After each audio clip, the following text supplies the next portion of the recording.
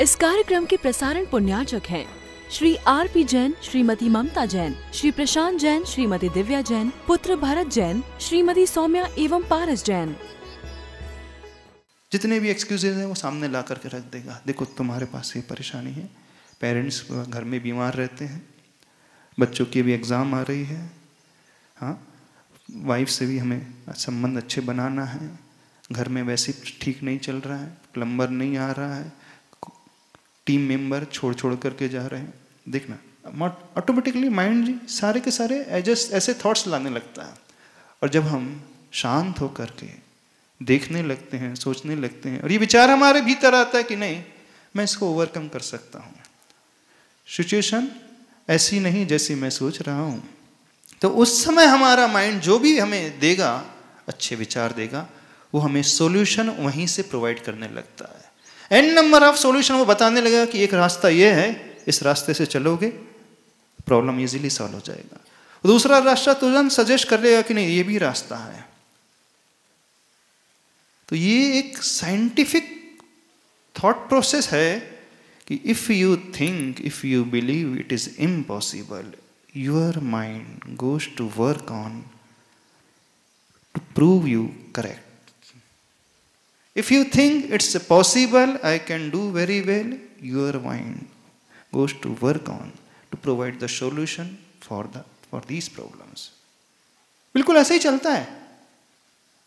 यदि हम अंदर से घबराने लगे, हम अंदर से चिंताओं में डूबने लगे, तो हम बिल्कुल वैसे ही होने लगते हैं। When flight is not an option, fight we must. जब ऊपर उठना उसका कोई समाधान नहीं है, तो हमें सामना तो अवश्य करना ही पड़ेगा। तो why not fight, why not fight. अब फिर क्वेश्चन उठता है, फाइट करने के लिए, सामना करने के लिए हमारे पास कुछ होना चाहिए ना? नहीं होना चाहिए। किसी एनिमी से फाइट करना है, शत्रु से लड़ना है, तो वैसे वेपन्स चाहिए कि नहीं? तभी तो हम एनिमी से फाइट कर सकते हैं। तो परिस्थिति का सामना करने के लिए हमारे पास भी कुछ चाहिए, वो पॉजिटिविटी चाहिए, वो एनर्जी चाहिए। वो कहाँ से मिलेगी? अब हम उनका ध्यान करने लगे, उन लोगों को याद करने लगे, उनको विजुलाइज करने लगे जिन्होंने इस सिचुएशन को बहुत अच्छे से फेस किया था। तो एक संबल अपने आप हमें मिलने लगेगा। अथवा उन व्यक्ति का स्मरण करने लगे जो अपने आप में बहुत पावरफुल है, जो अपने आप में बहुत स्टेबल हमेशा रहते हैं, जो हमेशा एनर्जी से भरे हुए होते हैं। सराउंडिंग में जो भी आपको ऐसे मिले, आपके कलीग्स अथवा फ्रेंड्स जो भी मिले, उनका स्मरण करने लगोगे तो आपको वो सपोर्टिव रोल के भांति आपके साथ आ जाएंगे। तब क्या करना है? ऐसे व्यक्ति को याद करना। यदि वो ना मिले, सबसे अच्छा माध्यम होता है ऐसे समय उन प्रभु को, उन गुरु को याद करना। वे हमें संबल देते हैं। ऐसे समय सबसे ज्यादा वो भक्ति काम आती है, ऐसे समय सबसे ज्यादा वो मेडिटेशन काम आता है, जो हमारे माइंड को उस फेज में ला करके रख देता है कि फिर उसमें वो जो भी क्रिएट करेगा वो कंस्ट्रक्टिव क्रिएट करेगा, डिस्ट्रक्टिव नहीं। हमें नेगेटिविटी से नहीं भरेगा, हमारे सामने वो सॉल्यूशन ला करके रख देगा कि ये सॉल्यूशन अवेलेबल है। इस समय सबसे ज्यादा उस प्रभु का गुणगान याद आता है, वो काम करता है। उस समय आप किसी मंत्र का आलम्बन लो, उस समय आप किसी सूत्र का आलम्बन लो। This day will also pass away. यह वक्त भी गुजर जाएगा, यह दिन भी गुजर जाएगा, लेकिन यह होगा तब जब आप शांति से बैठ करके सोचोगे, अदरवाइज नहीं होगा। बिल्कुल समझने की कोशिश करना। उस समय कोई सूत्र, कोई जाप, कोई गाथा, कोई स्तोत्र, कोई स्तुति, कोई भक्ति, जो एनर्जेटिक पर्सन सामने है, इसको विजुलाइज करके प्रभु की प्रतिमा के सामने, गुरु के सामने, उस एनर्जी को ट्रांसफॉर्मेशन वहां से यहाँ अपने भीतर करने की कोशिश करो। तो वो एनर्जी ट्रांसफर होते चले जाएगी, तो हम अंदर से इतने स्ट्रांग बनते जाएंगे कि वो सिचुएशन बहुत बौनी साबित हो जाएगी। हम सिचुएशन से डरना नहीं है, हम अपने आप को इतना बड़ा बना ले, इतना पावरफुल बना ले कि वो अपने आप छोटी सी लगने लगे। जैसे वो सैनिक जब पूरे वेपन से लेस हो जाता है तो सामने वाला शत्रु अपने आप छोटा हो जाता है, डर जाता है।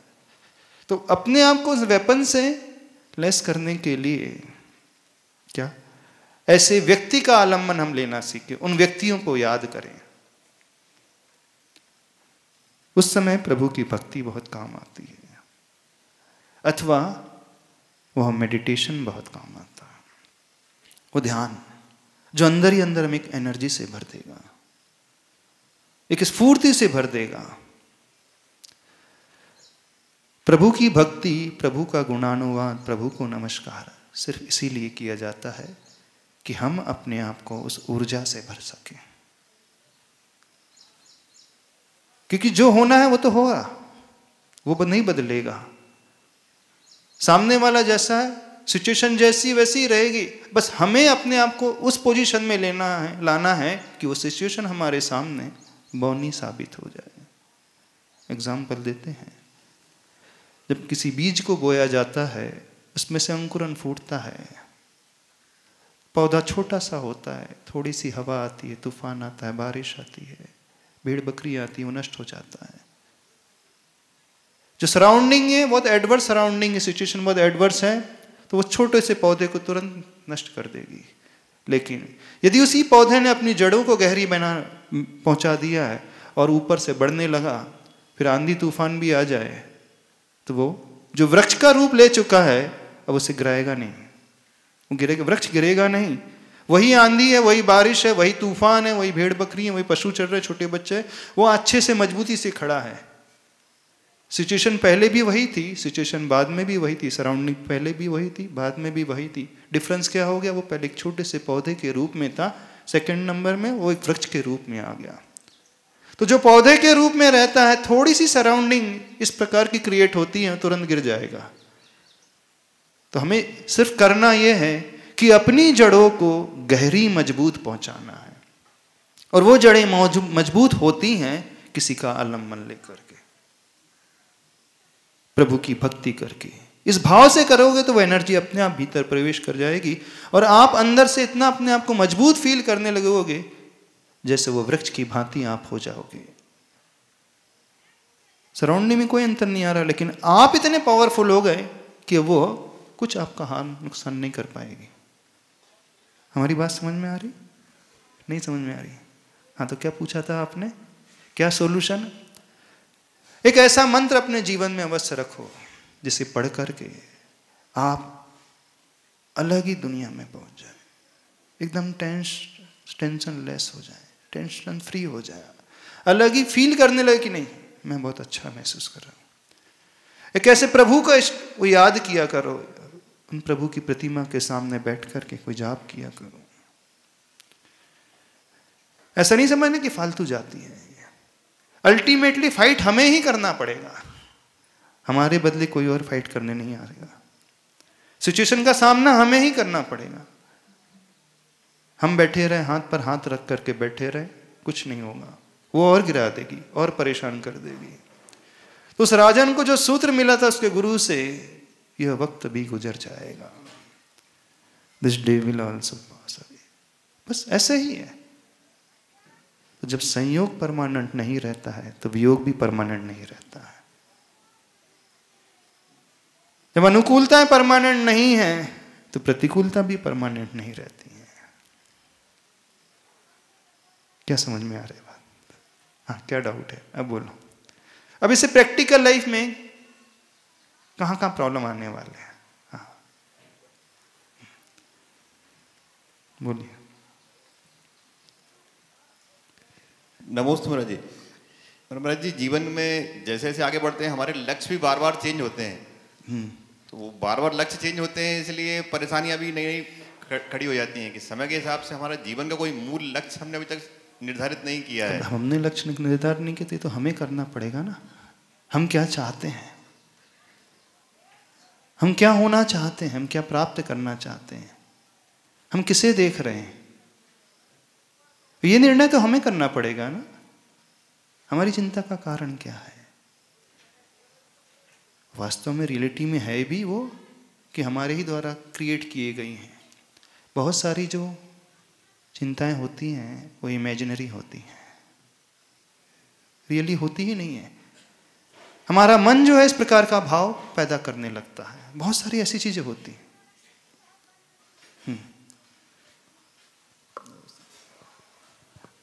आप बोलिए, प्रैक्टिकल लाइफ में क्या ऐसा कर सकते हैं कि नहीं कर सकते? हाँ, कि ये सिर्फ सुनने में अच्छा लग रहा है। महाराज जी वो कहानी है ना, सुनने में अच्छी लग रही थी, लेकिन real life is totally different. ऐसा कुछ है? हमें बताओ। क्यों पराग? हाँ, आप कुछ पूछ रहे थे। कर सकते हैं महाराज जी, जैसा कल भी मैंने पूछा था। हाँ, कि उसको प्रैक्टिस करना पड़ेगा, तो वो प्रैक्टिस थोड़ा डिफिकल्ट है। आपने जो आज छोटे छोटे सॉल्यूशन दिए कि जैसे गुरु मंत्र हो। हाँ, अब देखना, अब हमें समाधान चाहिए। समाधान कैसे? समाधान सबसे आइडियली, देखो आपको 5 सॉल्यूशन देते हैं। पहला तो यह सोचो जो कल दिया था अनित्य, परमानेंट नहीं है, छूट जाएगा, बदल जाएगा। जो होने वाला उसको पहले विजुलाइज कर लो। थोड़ा सा कठिन है ना? ये वाला थोड़ा कठिन है। कठिन है, हम भी जानते हैं कठिन है, ठीक है ना?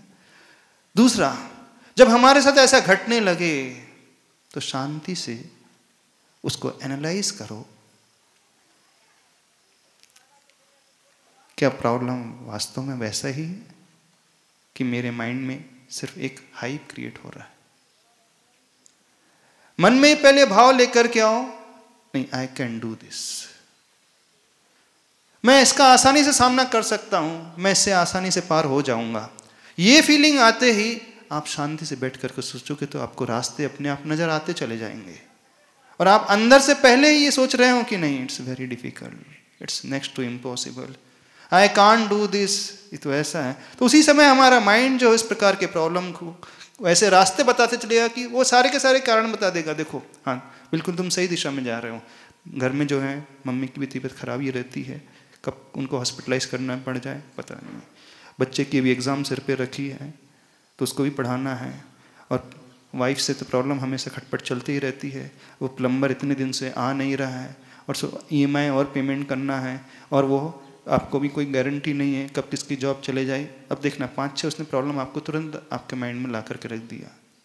अब वो माइंड में प्रॉब्लम आते ही फिर आपका सबकॉन्शियस माइंड कहेगा तुम बिल्कुल सही सोच रहे थे, तुम्हारे बस की बात है ही नहीं, सिचुएशन इज़ वेरी डिफिकल्ट। देखना वो ऐसा ही होता जाएगा। और जैसे ही हम सोचेंगे कि नहीं, I can easily solve this, situation इतनी कठिन नहीं है जैसा मैं सोच रहा था, मुझे रास्ते मिल जाएंगे। अब आपका माइंड, आपका सबकॉन्शियस माइंड आपको सजेस्ट करते जाएगा कि नहीं। लास्ट ईयर एक फ्रेंड के साथ भी ऐसा हुआ था, उससे जाकर के गाइडेंस लो, हाँ वो आपको सपोर्ट करेगा। आपके भाई भी है इस फील्ड में है, वो भी आपको सपोर्ट कर सकता है। आपका जो सीनियर है वो भी आपको सपोर्ट कर सकता है। और मैंने लास्ट मंथ वो देखा था, अपॉर्चुनिटी ओपनिंग्स थी, वहाँ पर मैं ट्राई करके देखता हूँ। देखना अब आपका सबकॉन्शियस माइंड उस फील्ड में चलने लगेगा कि जहाँ सॉल्यूशंस हैं 3, 4, 5, 6, वो सॉल्यूशन आपको सजेस्ट करने लगेगा, और आप उस ओर चलने लगोगे तो आपको सॉल्यूशन अवश्य मिल ही जाएगा। ये हमारी सोच पे आधारित होता है।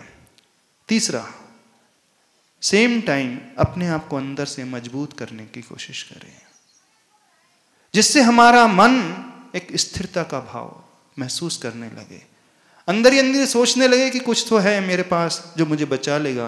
उन गुरु के पास जाओ, उन गुरु का आशीर्वाद लो, उन गुरु से मार्गदर्शन लो, वो कुछ सजेस्ट करते हैं तो उसको अपनाओ।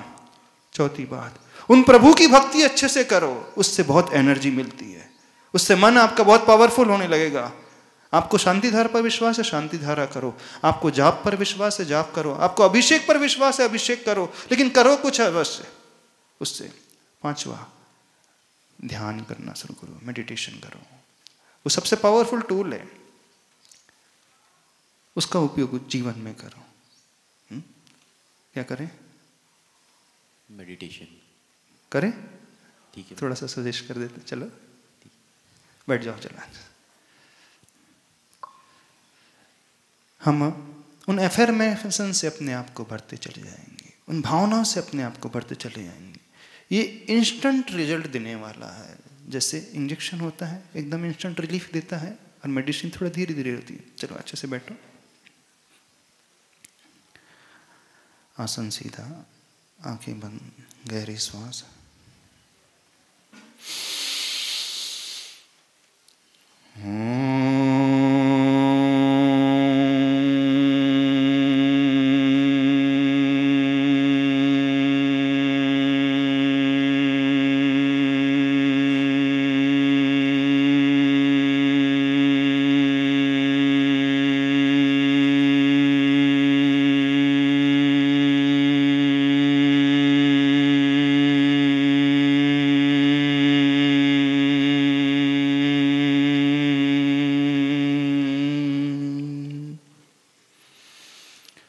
दृष्टि हृदय की ओर लाते हुए गहरी श्वास भीतर तक लें। ओम के स्मरण पूर्वक मन को बाहर से भीतर लाते हुए सारे विकल्पों को छोड़कर इस शक्तिशाली बीजाक्षर के आलम्बन से अपने आप को जोड़ें।